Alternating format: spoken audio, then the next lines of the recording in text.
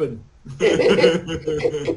Hey, Mike, he is your brother. Yeah, I told you. He's my brother from another mother. If you don't shave, you guys are twins. I can't wait. Brian, Mike's gonna count us in. I'm gonna do a brief introduction, and I'm gonna give you a lavish introduction and let you talk, and we'll ask some questions and have some fun. We do a very light, fun podcast, not the usual blather and nonsense. So if you're ready, we are ready. So this is going to be a podcast for your show of some kind, is it, or? Yes. Should I comb my beard? Should you comb your beard? Yeah. No, you look just fine, man. All right, we're going to do As Einstein said, you don't buy a pork chop because of the way it's wrapped, man. We're looking for what's inside, not what's on the Another quote from Einstein, huh? Okay. All right, so let's do the countdown, and I'm going to go to Larry. 3, 2, 1, Larry. Hello, everyone. Welcome to our podcast. We have a very special guest tonight. Live from Australia, we've got Brian Savic, tremendous digital retail guy, great with AI, kind of the Australian version of Michael Larkin, without the mental instability. So, Brian, tell us a little bit about yourself, what you do, how we can reach your company, and we're thrilled that you made yourself available with the time differences. Well, first of all, I want to say thank you very much for the opportunity. Secondly, the commute was awful to try and get here via Google Meet. Did not really make it easy for me, so I'm exhausted already just trying to log in. Having said that, I operate a business called goodnewssocial.com, and effectively what that entails is providing local marketing services for businesses and obviously social attraction campaigns for potential clients and so forth. And it's more or less just increasing people's digital presence and maintaining their reputation online. And where I find myself most recently, and I was speaking to Michael about it, was actually talking more or less to customers about really increasing their knowledge about where AI is going in helping them create active and automated processes for their businesses. So that's pretty much it in a nutshell. It's one of those things where you've really got to ask the question as to what people are actually being challenged with, and then more so a service is provided thereafter. So it's not as exciting as it sounds, and I've been building a lot of websites recently just purely for that reason. So Brian, me in a nutshell. It's not the exciting things that get things done. It's the consistent things behind the scenes. The flashy guys always burn out. And obviously you're not a broadcast commentator because you call yourself good news. And I understand broadcast news, if it bleeds, it leads. The worse the news is, the more tragic, the more people decide to tune in. So we're thrilled to have you. Now, let me ask you a question. We've gotten 22 million perspectives in the past couple months with AI. I'm the least technical guy you'll ever meet. I always lean on the fact that let's use it as a tool, but let's never underestimate the human value. No matter how great the AI is, and it's sensational, it's only going to get better. It can't empathize. It can't put its arm around you. It can't say, I know exactly how you feel. That happened to me. But where do you see AI going and being used? And obviously we're all aware of the pitfalls and the dangers, right? They copy somebody's voice. The deep fakes are scarier than ever. But where do you see the positives and the negatives, Brian? Well, I think the positives are that we're a way to travel before we get to, Skynet or something like that. I don't think we've got anything to worry about for quite some time, purely because, there are safeguards being put in place along the way. Admittedly, the things that we see, every day you've got to understand that, there really isn't any threat unless you actually watch the news. So don't watch CNBC, don't watch CNN, and you won't be frightened about anything, because life will be perfectly normal from one day to the next. It's Michael, you didn't tell me the guy was a conservative. Let's get this guy on all the time. Bring it. Yeah, I'm voting Trump, baby. Anyway, I might be a tad late in that song, but the point is this, very much so, is that everyone is panicking because they think AI is going to take over. But the truth is really that your output is only as good as your input. Someone still needs to put the information into the AI. And I've been building, I showed Michael the other day, I've been building websites, but I've been putting calculators on them that I built on AI that would normally take, a programmer possibly weeks to put together. Just leasing calculators, things like that. Who's the F&I here, by the way? Which one of you is an F&I? Oh, must be Gary. There's cars in the back. Top-notch F&I guy in the whole state of Connecticut.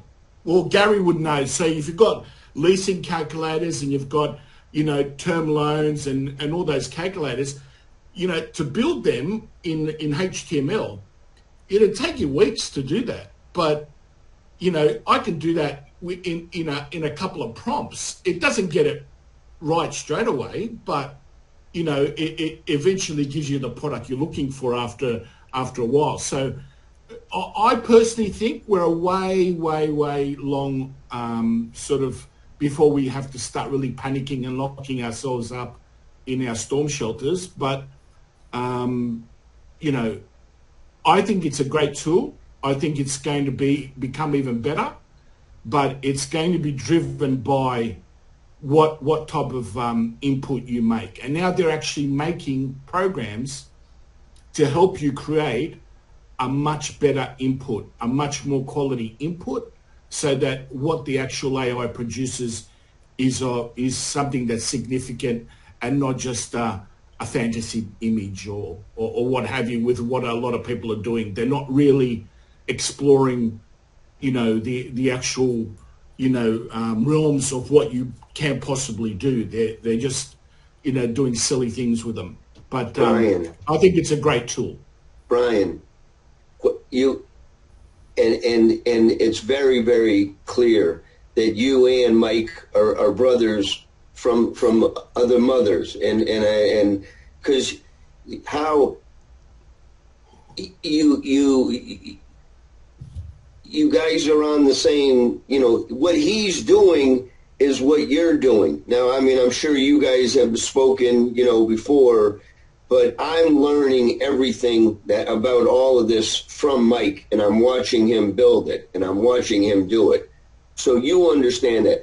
How much of your market is the United States, and how much is yours, or where are you doing business in the USA, or where is your market? Well, my market is predominantly in Australia, but now that Mike and I have sort of bought effectively into the same product, I find myself targeting the States now, because I went and built a website called moderndentistnews.com. So I've got articles going on there, and I have to find myself buying another US number and actually getting up earlier to start making calls in the next week or so once I sort out my email. But I have sold I've sold e-commerce sites in the States many times, in Canada. Britain's very painful from a time perspective, time difference, so I like to stay away from that. But I like the West Coast purely because it's good for my timing. And I have a Californian disclaimer that I told Michael about, just in case I cross a wokey, or what I call an SJW, or slack jaw wokel. in case I cross one of those, I usually give them a disclaimer and say, there's a good chance I'm going to probably offend you in this conversation, so I don't want you to take anything to heart. So they usually, Brian, you can't offend California because it's possibly the most beautiful state in the United States. It's got the biggest tech companies, and the people that are there have done everything they can to destroy it. They recently had a catastrophic fire. The mayor, who promised if she was elected she would discontinue travel to Africa, went to Africa even though they predicted it. They cut $45 million from the fire department budget, and there was no water in a major tank to put out the fire. And nobody got fired, and nobody resigned, and nobody got on TV and said, look, I'm sorry. It's my fault. So it's almost impossible to offend those people because they are people that just get hit in the head and go, could you hit me a little harder? I don't think that knocked any sense into my skull. And here's the interesting thing. I don't want you to think I'm a dinosaur, but I am. I write everything down. My wife's always hollering at me. She's more modern than I am. But, paper's no good. No, paper's great because I get 12 million emails and stuff gets lost in spam or I don't get it. I write everything down. But you and Larkin are classic cases.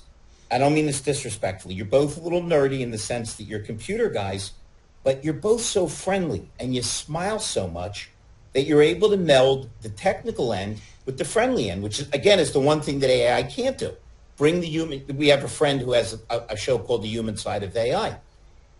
And again, I'm talking to you. You're not talking like a nerd. You're smiling, you're laughing, you're having fun. If we can do that and retain the human element, but use AI to speed things up, to make things more accessible, I think we're in fabulous shape. I told a story yesterday, Brian, then I'll shut up if that's possible for me. In the old days, when I started working at a dealership, the laziness involved guys would pull out of their back pocket the inventory. And instead of walking somebody on the lot so they'd fall in love, here's what I have. It was a lazy crutch. As long as we don't use AI as a lazy crutch, as long as we continue to infiltrate our humanness along with, boy, look how quickly I can get you what you want. Larkin and Silman love it because they put an idea together and they dial in, all of a sudden they have 7 paragraphs to capture the spirit of what they're saying. So again, you and Larkin are living proof. You're AI tech guys, but you're always smiling. You're always happy. And that's the one thing you fear. I don't panic about anything, man. We're going to live till we die. In the meantime, turn the volume up. But I think the concern is that we lose some of the human touch. Brian, I got on the phone today to fix something. I'm a patient guy and I'm a pretty happy guy. Larkin and Silman will tell you. You probably can already tell. Life is short. I'm having fun. I wanted to kill somebody. I couldn't talk to a human being for any reason whatsoever. And most of these times, Gary will agree with me, you call places other than if you're buying something because you're upset or you have a problem. You need a human voice to comfort you. Hey, I feel you. That happened to me. Let me fix that for you. But when they bounce you from one robot to the other, it can make you insane.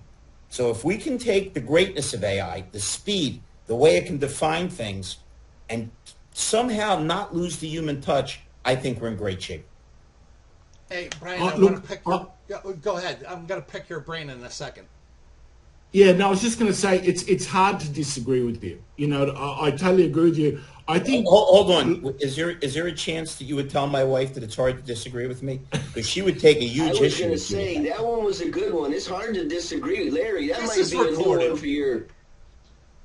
That may be a new motto. That may be a new motto. Go ahead, Brian. I'm sorry. All I was going to. Look, it's. I use it as a. I suppose a litmus test with a lot of things where it's just there to qualify. Like, I don't use it to close. I don't use it to educate. I don't do anything like that. Like, because so Gary's in F&I, and Larry, what do you actually do yourself? I own a training and recruiting company. I find every position, front and back, office, techs, salespeople, title clerks, any position, and I do motivational sales training all over the United States and a little bit in Canada. Oh, okay. Well, that's I get an idea of that because I built a platform for a friend of mine who's a leadership coach, and he had all these videos in the training actual modules. yeah, all the training modules and everything like that. So imagine you're in a situation where someone visits your website and the AI on there basically says, "Hi, what can I do for you today? What are you looking for?" And the person on the other end says, "Oh, well, I'm trying to get an understanding of tactical empathy. I don't empathize with my clients enough. There's no emotional connection. I'm too dry. Everyone tells me I'm too dry. I need a process." Right? Now, if that AI says, "Not a problem, what I'm going to do is I'm going to summarize our actual conversation, send you the information that you need, and actually book an appointment with one of the people, so they can actually speak with you." Now, let's say, for instance, from that point, the booking's been done, they've got relevant information that's, within their hands. You understand the challenges that they're getting so you can prepare the call, so you know exactly what to go through point by point, so they know that someone's actually addressing their problem. Whereas you don't have to go through a discovery call now because you know exactly how to approach it. So there is an initial bond there with that person because they believe, this person understands me. He gets me. You know what I mean? Rather than asking 4 or 5 questions and then that person on the other side getting disheartened and saying, "Hey, it's okay, man. I got this. That I got I'm this okay. straight. I'm okay. I'm okay. I'm okay." Yeah. And where Gary's going, "It's okay. Just give me the down payment. You'll be fine." Right. Well, Larkin's answer usually is when people say they're too dry is just to drink more. It'll loosen you right up. Now, I was the bartender, okay? It was on the What a opposite shock. side making the money and delivering the beer instead of being on the other side spending the money and drinking the anyway. Yeah. Hey, Brian, we are friends for like 5 years ago? Maybe longer. More. Before It's more COVID. than that. We've been through a lot more pain, you and I, than 5 years Right? in this industry. Yeah. I just want to do the AI summary. So what Brian is saying, knowing Mike Larkin for 5 years feels like the pain of 10 years. There's your summary, Gary. You don't. Okay. Yeah. Okay. Look at this, Larry Tattooed Feldman, on my AI psyche. savant. It's tattooed on my psyche. Well, yeah. Here's another tattoo for you. We were talking about last night or the other night about affiliate marketing, and that somebody can click on an ad, maybe on these new media sites, and that's it. I mean, as soon as they click on it, your job is done, and all of a sudden you get paid from that click. Is that what we're talking about as far as the different sites that are out there now? Because it used to be ClickBank, and quite frankly, I thought ClickBank sucked, but that was just me. Many people made $1 million with that, but I thought it sucked. I mean, Tens of millions of yeah. dollars. So I'll give you, Larry and Gary, I'll give you an actual scenario, like so that you get this in the scope of what you actually do. So if, for instance, Larry had an affiliate marketing, option for his training, where he'd say to people, "Look, if you make a referral to my business, what I'll do is I'll pay you a percentage of the course." So let's say, for instance, hypothetically, the course is online or in person, and the course is, say, a 2-day course, and it's, say, $1,800. And what I've done is I've spoken about the course online, written articles about it, everything like that, and then someone has gone via my online collateral, right, a form, or a blog post or a video, clicked through my link, gone to you, made a booking, and paid the money. Now, you wouldn't have got that. So treat it like advertising, where you have paid someone directly to actually entice someone to come to, to your actual business. Now, where that's beneficial is that, again, I've spoken about something that's actually specific about your business. So I will say, okay, today we're talking about motivation in the business place, but we're talking about motivation in the form of being able to share your vision with your staff so that they understand that they buy in to what you're doing. And that keeps them motivated because they all understand the outcome, the desired outcome. Well, and that's something that's failed, that's failed because there's, that leadership gap where you've got the person driving the actual ship, which really isn't, driving it, is managing it, and managers don't actually do anything. They don't innovate. All they do is like Congress. They manage a controlled demolition. That's what they do. You know what I mean? They don't actually innovate. They just manage a controlled demolition. Well, I would rather be... Sorry, Gary, did you say something? Well, yeah, no, I want to ask you, I have a thought, and I wanted you to finish, and I didn't want to lose my thought on it. Yeah, you're far away. So Mike and I have been working on projects, and I've been trying to utilize smart technology in people who have services to fulfill what I'm trying to do. So do you understand F&I? I used to be a business manager for General Electric. Okay, all right. So I want to sell service contracts. I have a company that has given me the okay that if the vehicle is 5 years and under 50,000 miles, I can sell them an exclusionary service contract. So Mike and I have built a website that we're using to market this. I'm going to want to pick your brain after this show and talk a little bit more about what you're doing, because I think what you're talking about is exactly what Mike is doing, and where we're, as Mike says, we're putting the pieces, we're connecting the dots. So, but we still can't just set it and forget it.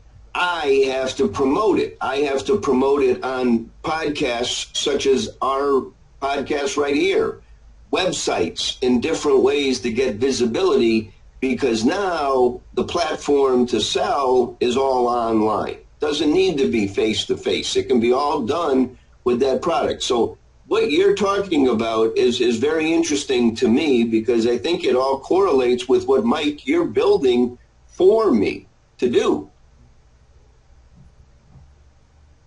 Is it, right? Would it be out of line for me to call it a warranty?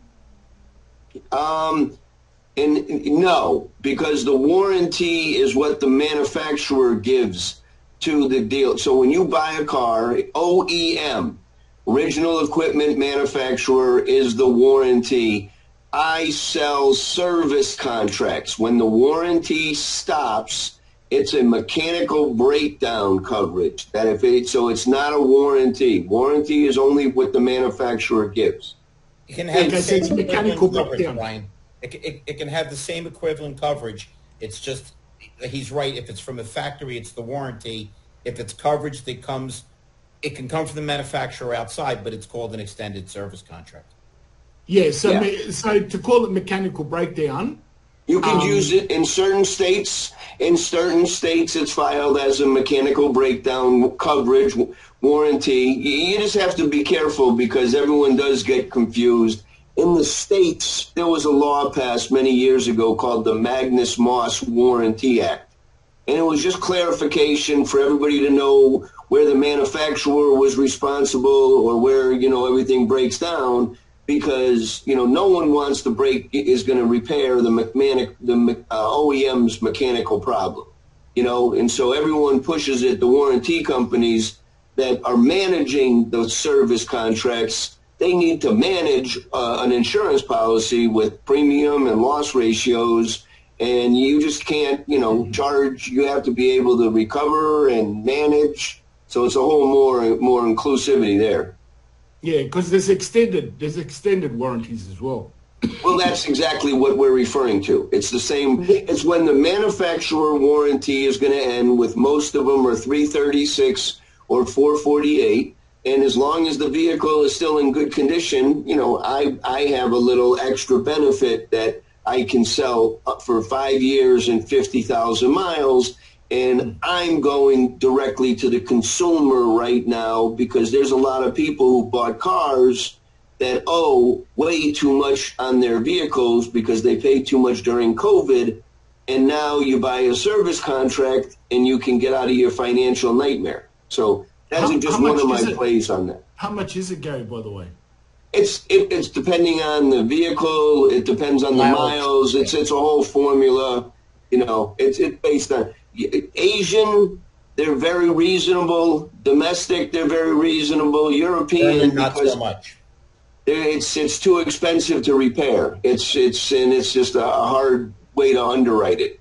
Brian, why would you go directly to Brian, the consumer? I'm not sure if they do it in Australia, but the OEMs here got very hip to this, and they started doing what are called certified pre-owned cars, where they take a car, they go over it with a fine-tooth comb, and they themselves extend it out an extra 2 or 3 years.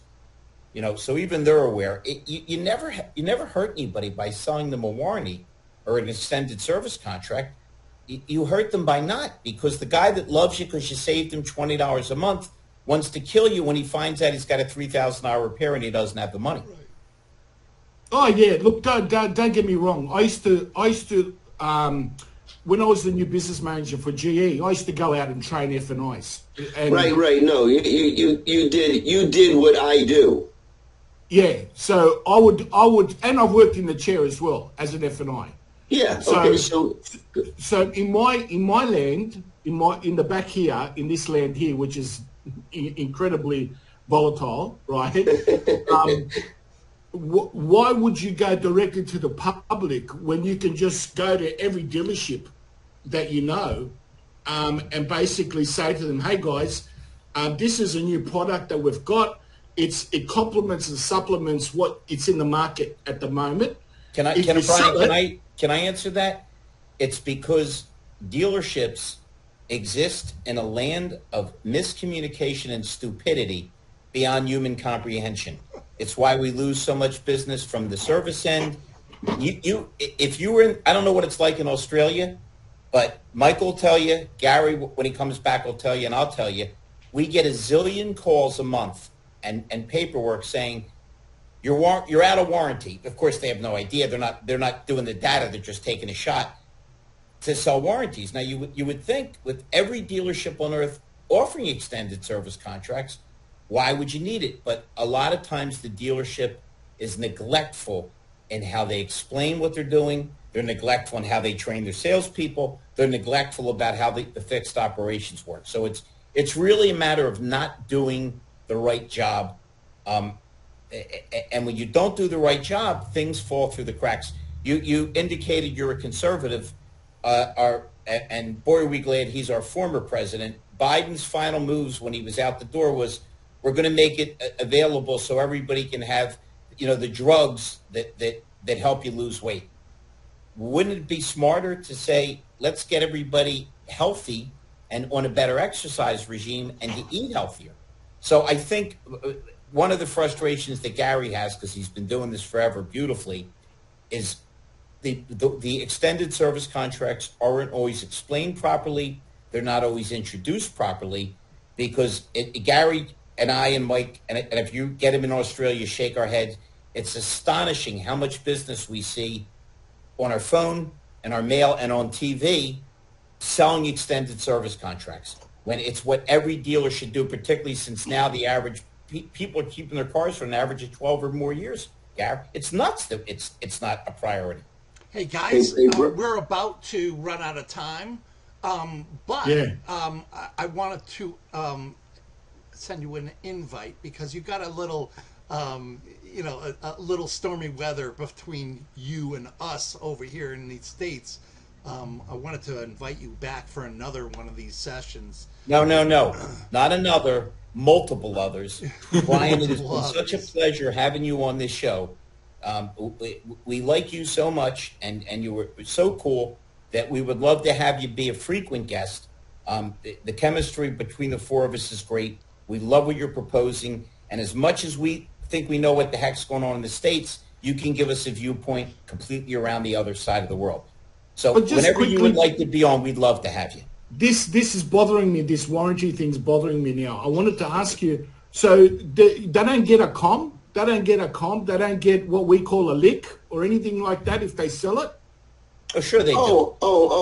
Hey, Brian, let me just, Larry, I walked away. My dog, my puppy is chewing on things that he's not supposed to.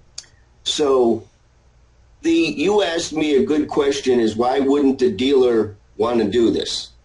And for the last 40 years, we have been begging dealers, prodding dealers to do a service drive program where when your customer comes back for their first oil change, however, you're working them as a customer that you want to be a loyal customer for the rest of their lives. And the one beautiful way of doing that is by selling them a service contract. So here's the problem, and this is the oxymoron that maybe we're running into. New car stores don't penetrate more than 35%, maybe some of them are 40% service contract sales. So 60 to 65% of customers leave the dealership without buying a service contract. And so they're not campaigning where, as you would say, you've got all the database, you have all the things. Why wouldn't you do it? And they just don't, because unfortunately, miscommunication, time, laziness, all these various things. And so we've been begging them, trying to teach them how to do it.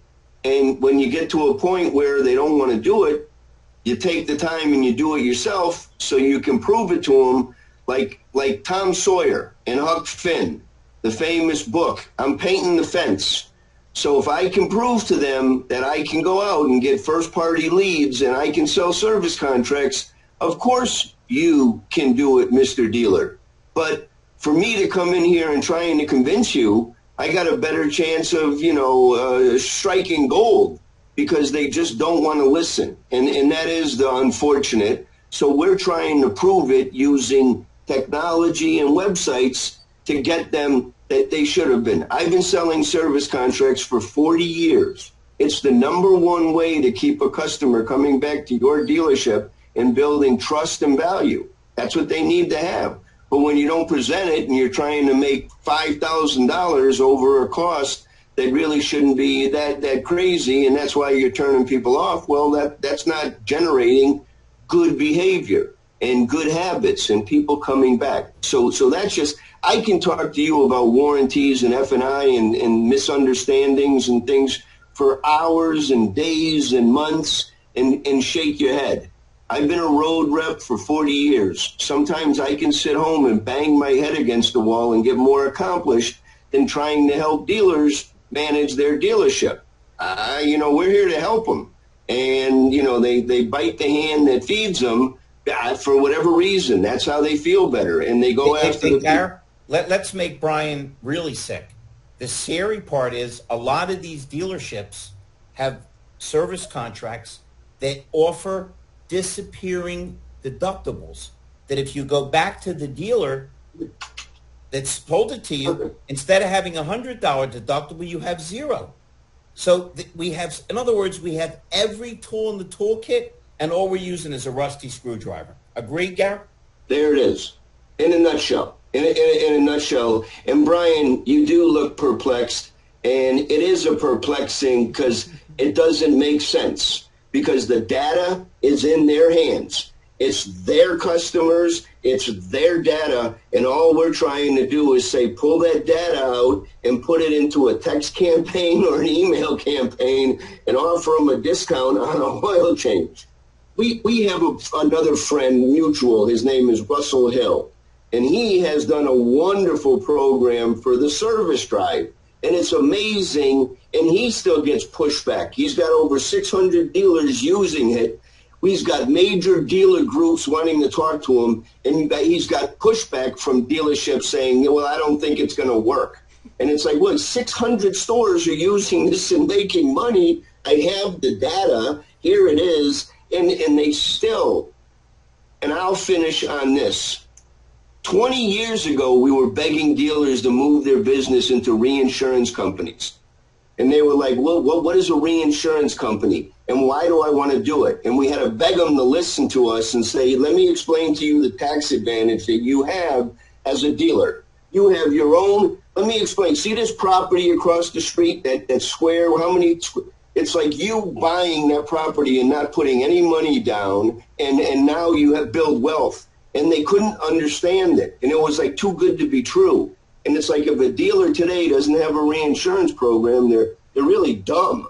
I mean, and their accountant should be fired, you know, because there's such savings by holding your own premium and writing your own service contracts.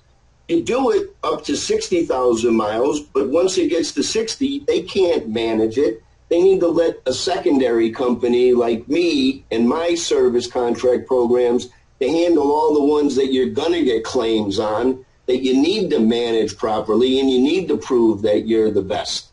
So will they give you if they do the transaction, will they give you the actual details of that transaction? As like, for instance, if the deal's done, yep, and the that gap is approved in the finance for the warranty as an option, are you able then to make the call separately to the client and sell that warranty in a bulk format? Like if you were to drill down the process and we were to do it AI way, There are tools out there. There's a menu provider called iTap Menu. And he can build a whole menu and send a URL link to the consumer, and they can go through and watch presentation on all the F&I products. We can talk more about that at the next time. I mean, that's we can go very deep on that. But that is the way. As we near the end, two things. One, a little trivia question. Do you know who started the company, General Electric? It was Thomas Edison. Yeah, oh, yeah. I was going to say Bill, but anyway. New York. Edison, because he was Tesla. Nikolai Tesla was smarter than him, but he was a better businessman, and he knew he had to market the light bulb.